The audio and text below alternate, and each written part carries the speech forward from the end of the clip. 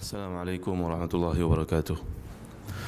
إن الحمد لله نحمده ونستعينه ونستهديه ونستغفره ونتوب إليه ونتوكل عليه ونعوذ بالله من شرور أنفسنا وسيئات أعمالنا. من يهده الله فلا مضل له ومن يضلل فلا هادي له. أشهد أن لا إله إلا الله وحده لا شريك له له الملك وله الحمد وهو على كل شيء قدير ولا حول ولا قوة إلا بالله العلي العظيم.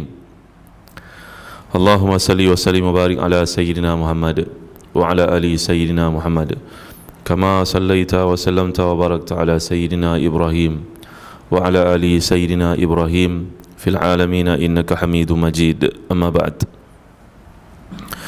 Firman Allah SWT dalam ayat ke-94 dan 95 dari surah Al-Baqarah.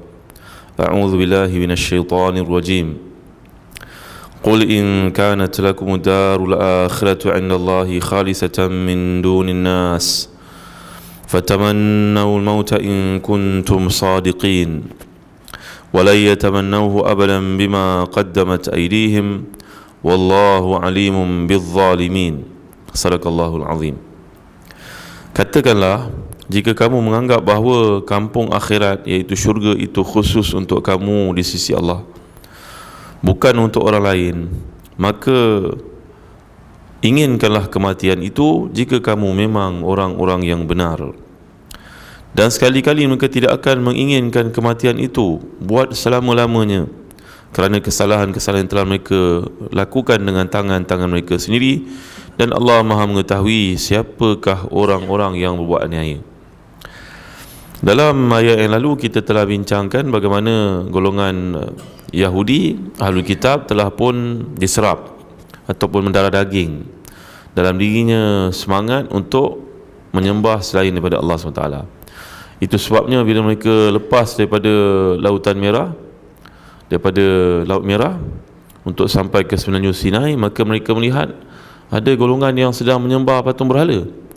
Lalu mereka bertanya kepada Nabi Musa, ij'al lana ilahan kama lahum aliha. Wahai Musa alaihissalam, tunjukkan kepada kami Tuhan. Kalau tak boleh nak tunjukkan pun, bagilah kepada kami gambaran supaya kami boleh buat replikanya, kami boleh buat patungnya, kami sembah dekat sikit kat hati. Itu sebab dalam Islam ni tuan-tuan, Islam mengharamkan sebarang bentuk patung. Walaupun pada peringkat awalnya golongan yang menyembah patung ni beranggapan patung tu mengenang jasa seseorang tokoh. Kalau tuan-tuan pergi ke negara-negara Eropah, tuan-tuan akan lihat raja-raja zaman dahulu, panglima-panglima perang yang dipatungkan dengan tujuan untuk diingati, dikenang jasanya. Tapi yang malangnya umat Islam pun buat juga. Kalau tuan-tuan pergi ke negara seperti berdekatan dengan kita, negara seberang, banyak patung. Dekat Medan tu ada, dekat roundabout ini ada, dekat tepi sudut tu ada patung yang merujuk kepada jeneral peperangan, presiden dan sebagainya. Ya, jadi dalam ayat ini golongan Yahudi meminta kepada Nabi Musa untuk diadakan patung. Nabi Musa kata, kamu ni merupakan kaum tajhalun, kamu merupakan kaum yang derhaka kepada Allah, buruknya perangai kamu. Kan kamu tahu Allah itu terlalu indah, bagaimana nak digambarkan? Kalau kita perhatikan agama-agama selain Islam, mereka cuba untuk melukiskan Tuhan-Tuhan mereka, dan akibatnya seolah-olah agama itu terkongkong kepada bangsa mereka sahaja. Perhatikan, bangsa ni Tuhan dia macam muka dia juga. Maka bagaimana kita yang lain daripada bangsa tersebut nak menyembah Tuhan itu? Bangsa ni pula begini pula keadaannya. Jadi orang lain akan merasa tersisih. Kalau begitulah keadaan Tuhan, maka tentulah bangsa lain tidak akan dipedulikan. Dah Tuhan itu pun bersifat bangsa. Maka dalam ayat ini Allah telah pun menempelak golongan Yahudi. Kalau kamu betul, kamu mengatakan kamu akan masuk syurga, syurga itu khusus untuk kamu. Kan dalam ayat-ayat yang lain kita akan lihat, sebelum ni sebagai contoh Allah firmankan, lan tamassana naru illa ayyaman ma'dudat. Kami tidak akan disentuh oleh api neraka melainkan pada hari-hari yang terbilang sahaja. Berapa harinya? Saudara, 7 hari. Kenapa 7 hari? Kerana umur dunia 7,000 tahun. Maka 1,000 diwakili oleh 1 hari. maka kami hanya akan kena 7 hari saja seksa. Kami keluar, kamu akan masuk selama-lamanya ke dalam neraka tersebut. Ini tanggapan Yahudi. Ini satu. Yang kedua, mereka mengatakan nahnu abna'ullahi wa ahibba'uh, kami ini merupakan anak-anak Tuhan dan kekasih-kekasihnya. Macam-macam lah tanggapan Yahudi. Maka Allah tempelak, kalau betul akhirat itu untuk kamu, syurga dijadikan khusus untuk kamu, maka matilah, mintalah untuk mati. Tapi tidak, Yahudi tidak mau mati, tuan-tuan. Nanti dalam ayat berikut kita akan lihat, fatamannaw mauta in kuntum sadiqin wala yatamannahu abadan bima qaddamat aydihim wallahu alimun bizzalimin. Dalam bahasa Arab, perkataan lan adalah merujuk kepada sampai bila-bila. Lan ni merujuk kepada ta'bid, abad. Maknanya dia tiada noktanya, tiada penghujungnya. Sifat orang Yahudi adalah golongan yang takut mati. Tuan-tuan dimuliakan Allah sekalian, dan orang yang lalai dan juga derhaka kepada Allah pun takut mati. Dan orang beriman pun takut mati juga. Benar, orang beriman takut mati. Kerana itu dalam hadis yang sahih, Allah SWT berfirman, hadis kursi, aku ni tidak mahu menyeksa hamba-Ku, kerana seseorang mukmin sekalipun takut untuk mati, tuan-tuan. Takut untuk mati kenapa? Takut bekalan tak cukup. Tapi orang kafir yang derhaka dan golongan yang ingkar, dia takut nak mati kerana tak bersedia. Tapi orang beriman masih lagi beranggapan dia berada baina-baina. Aku ni lepas ke tidak, cukup ke tidak akaun, aku dah buat benda yang Allah ridha ke belum. Ya, ini memang sifat semua manusia. Sampai dalam hadis yang sahih pun menggambarkan Nabi Musa AS pun ketika didatangi oleh Israel, iaitu malaikat pengambil nyawa, Nabi-Nabi ni akan dikunjungi oleh malaikat, dia ziarahi oleh malaikat maut sebelum mati beberapa waktu dengan tujuan beritahu, kau akan mati wahai Nabi Allah, berapa hari saja lagi. Maka Nabi Musa tak bersedia mendengar itu. Ditamparnya malaikat maut itu, tuan-tuan. Ditamparnya malaikat maut itu. Dalam hadis sahih menggambarkan Nabi Musa ni kuat. Ditamparnya malaikat maut itu, jatuh matanya, tuan-tuan, daripada apa? Daripada frame-nya. Apa dipanggil ni? Apa dipanggil? Kelopaknya, bracketnya. Mata ni bracket tu, apa? Soketnya. Ada soket juga, tuan-tuan. Jatuh, terkeluar. Ya, pukulan yang amat dahsyat dalam hadis sahih. Maka Allah SWT telah ditemui oleh Israel, mengatakan, wahai Tuhan, aku telah bertemu dengan hamba-Mu yang sangat cintakan Engkau tapi takut mati. Maka Allah SWT telah pun mengarahkan, masukkan matanya semula dan seperti biasa. Hadis ini antara hadis muskil, hadis yang susah nak dijelaskan. Nanti akan timbul berbagai persepsi, malaikat tu macam manusia ke, boleh ke macam tu, keadaan macam-macam timbul. Tapi dalam hadis begitulah gambar nak menunjukkan Nabi Musa AS pun tidak bersedia untuk mati. Sedangkan baginda adalah seorang Nabi yang diutuskan oleh Allah SWT, yang tentunya maksum. Maka dalam ayat ini sifat orang Yahudi, takut. Dalam arti kata takut kerana terlalu banyak perbuatan maksiat, keingkaran, kejahatan yang telah dilakukan. Dalam masa yang sama mereka berkata bahawa kami ini merupakan kekasih Allah, kami ini akan masuk neraka sekejap sahaja, kami ini akan menghuni syurga, selain kami akan masuk ke dalam neraka. Jadi wala yatamannahu abadan bima qaddamat aydihim wallahu alimun bizzalimin. Mereka tidak akan sanggup untuk mati kerana kejahatan-kejahatan yang pernah dilakukan di tangan-tangan mereka.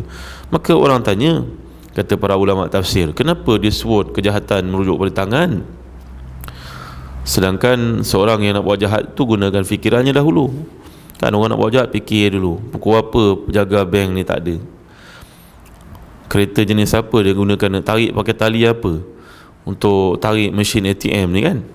Hari raya je mesin ATM hilang, tak ada kerja betul, tuan-tuan. Perompak ni kan guna fikiran. Tapi tuan-tuan, akhirnya tangan juga yang akan mengangkat, tangan juga yang akan mengambil duit, tangan juga yang akan terlibat secara paling banyak. Jadi Allah SWT menggunakan di sini min babil ghalabah, maknanya disebut sebagai satu bentuk kiasan. Ya, macam telah kita gambarkan sebelum ini, kalau kita kata masjid ini dibuat oleh Datuk Suhaimi, adakah Datuk Suhaimi angkat batu, susun, curah simen, panggil lori simen dan sebagainya? Tak kan. Kita menggunakan bab ini dalam satu bentuk perluasan makna. Ni dalam mana-mana bahasa di dunia pun ada. Jalan ni dibuat oleh sultan. Adakah sultan yang datang turapkan jalan? Tidak. Maka begitu juga tuan-tuan dimuliakan Allah sekalian, bila merujuk kepada tangan, maka tangan-tangan itulah yang telah melakukan kejahatan dan jenayah. Maka Allah SWT menekankan golongan ini merupakan golongan paling penakut dan pengecut. Mereka hanya pandai bersandiwara, mengadakan cerita-cerita dusta, dan akhirnya nak menyatakan kesalahan itu berpihak pada orang Islam, pada orang selain mereka. Nanti akhir zaman tuan-tuan menuju ke penghujung akan bertambah jelaslah kejahatan Yahudi ini. Kerana bagi mereka semua bangsa selain mereka adalah binatang. Jadi dia akan hapuskan orang Islam dahulu. Orang Islam habis, maka dia hapuskan Kristian pula. Tapi masakan berlaku perkara itu kerana Islam ini adalah jaminan daripada Allah mendapat penjagaan, pemeliharaan. Ya yuriduna yutfi'u nurallahi bi afwahihim. Mereka nak memadamkan cahaya Allah, menghapuskan Islam. Masakan perkara itu berlaku, sebelum perkara itu berlaku, mereka sendiri yang akan dihapuskan oleh Allah SWT dengan tangan-tangan orang-orang Islam yang benar dan ikhlas. Ya, bila perkara berlaku tuan-tuan? Bila kita ni memiliki syarat yang sempurna. Bilakah orang Yahudi akan disembelih beramai-ramai tuan-tuan? Bila setiap orang Islam yang ada di muka bumi ni rajin sembahyang subuh berjemaah. Bila orang Yahudi akan kalah tuan-tuan? Bila orang Islam mempunyai penyatuan hati yang hebat. Tuan-tuan tengok ya, jemaah haji pergi haji kan, satu dunia berkumpul. Tak pernah berlaku dalam mana agama di dunia macam tu gayanya. Afrika ada wakil, Eropah, Asia semua kumpul. Tapi cuba tuan-tuan beritahu pada saya, banyak manfaat yang diperoleh oleh non-Muslim dalam pertemuan tersebut. Cerita daripada awal mereka naik kapal terbang. Kapal terbang buatan siapa tuan-tuan? Ada tak kapal terbang buatan Mesir ke, buatan Indonesia ke? Ada tak? Betul? Setuju? Tuan-tuan sampai kat Mekah, Jeddah, Madinah, naik bas apa tuan-tuan? Daewoo, Hyundai, Mercedes, Volkswagen, bas. Ada tak bas orang Islam? Ada tak bas Proton tuan-tuan? Baik, turun masuk ke hotel. Hotel apa tuan-tuan menginap? Cuba tuan-tuan suruh saya, Hilton, Sheraton. Tak ada satu pun hotel orang Islam. Tengok kan? Betul? Setuju tak setuju? Makan. Apa yang mereka makan tuan-tuan? Makanan segera.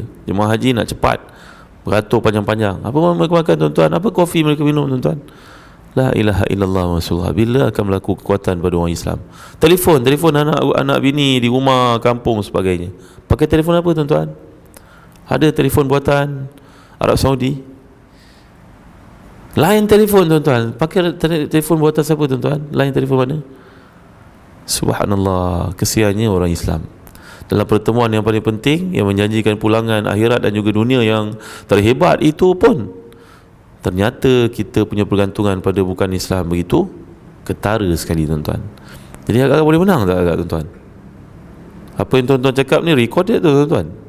Ada record satellite. American punya satellite tu tuan-tuan pakai tali kasut, anak tuan-tuan pakai tali kasut nak pergi sekolah pun dia boleh ambil sharp. Begitu. Inilah keadaan kita pada ini. Yang tinggal hanyalah kesatuan hati. Datang sembahyang subuh berjemaah, sembahyang berjemaah, tegur menegur, lihat bagaimana boleh memperbaiki keadaan, support orang Islam yang berniaga, tinggalkan selain daripada orang bukan Islam. Mereka dah kaya, dah jauh lebih besar tuan-tuan. Jadi inilah semangat yang perlu ada. Nak servis kereta, pergi kepada orang Islam. Nak servis aircon kereta, Masya Allah ada kalangan kita mekanik boleh servis aircon kereta. Nak beli kereta, tanya pada orang Islam. Itulah yang mampu kita perbuat dan lakukan. Kalau tak boleh nak buat, itu lain pilihan lah tuan-tuan. Tapi sedaya upaya kita bangkitkan semula semangat seperti ini. Ya, wallahu alam. Sallallahu ala sayyidina Muhammad wa ala alihi wasahbihi wasallam. Alhamdulillahirabbil alamin.